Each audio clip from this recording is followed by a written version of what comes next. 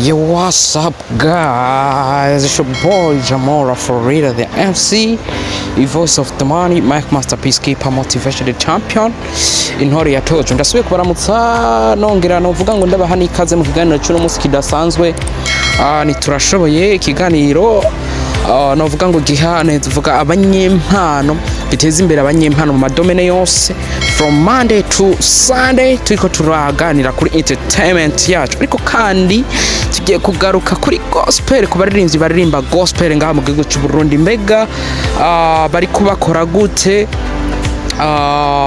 Mbega bakora gute? Mbega imigwi isanzwe ihurikiye muri mwaba baririmba gospel bariko bakora gute?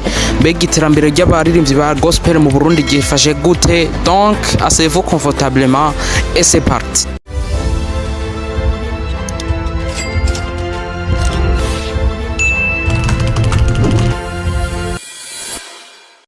Rero nkuko nayimeje kubivuga ni iterambere novuga ngo abaririmbyi barimba gospel nga mu gihugu cy'u Burundi ritaja ku mwanya mwiza.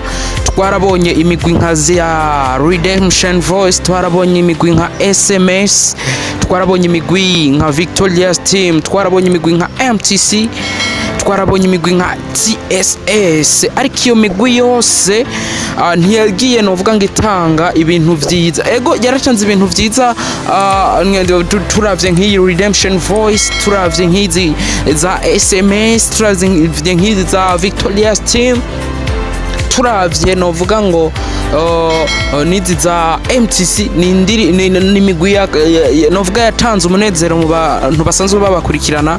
Ni migwi yatanze novuga ngo ivyigo vy'ijambo ry'Imana mu kuririmba, ariko biza gutuma kujya kuntu bagenda bakompeta, biza gutuma novuga ngo bamwe bataka. Eno musi abaririmbyi ba gospel arashobora kuririmba akavuga ngo ndiko ndaririmba kugira ngo message ishike kure, ariko ntiwombwira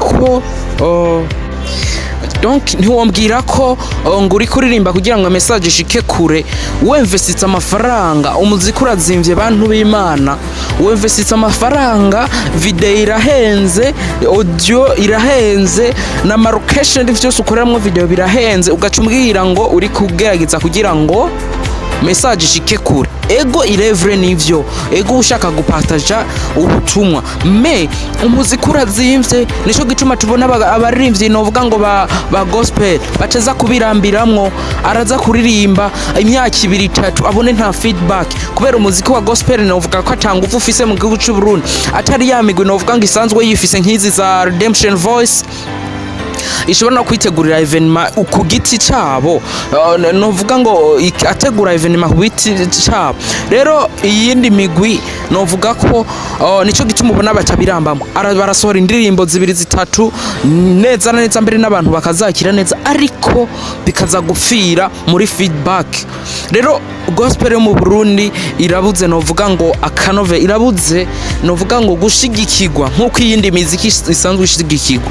Harabuze ako kanovera nyene, karabuze kugira harabuze abantu basupportinga novuga ngo urubuga rwa gospel mu gihugu cy'u Burundi. Ega abaririmbyi baririmba barahari, baririmba kandi neza cyane, mugabo harabuze ikintu cyo gushira kanovera muri gospel ikomere, gospel yaguke. Abaririmbyi ba gospel nabo nyene naho bavuga ngo babasha gutanga message, akanoti kinjire. Nambi no musi Redemption Voice itegura ibiteramo hakaza abantu isinzi, nambi no musi Pastor Lopez ashobora gutegura ibiteramo, nuko bafise buryo bantu rero udasanga bafise ubwo buryo kandi bazi kuririmba bashaka no gupartager message.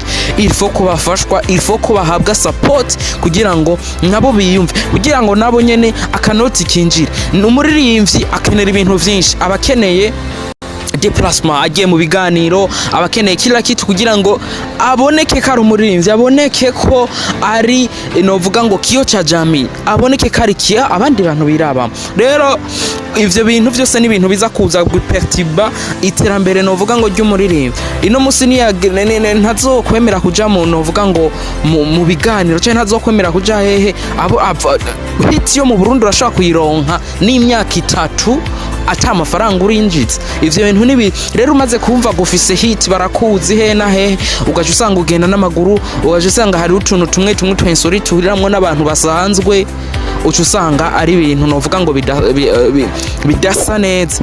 Rero ivyo no muri sekira birimwe, ariko sico kimwe no muri gospel ho birarenze. Rero il faut ko akaranga k'umuziki wa gospel kogarukirwa mu gihugu cy'u Burundi. Ibi ndabivuge kuri Nuja Entertainment, ariko nijwi rishika kure. Ino musi barashaka kuvyumva n'abandi bakagira ico batereye, ariko ndakwibutsa ko ikiganiro ari ikiganiro cagutse c'ubwenge, from Monday to Sunday turiko turasesangura ibijanye na entertainment y'u Burundi. Tuoje Mora for real, the MC, the voice of the money, Mike Masterpiece, keeper motivated champion. I was on mic tuze dusubire mu bindi biganiro nk'ibi. Nshimira Kebi Kaniva ku biganiro vyo kwisi n'inkuru ziryoshe zo kwisagenda baha. Hasta la vista.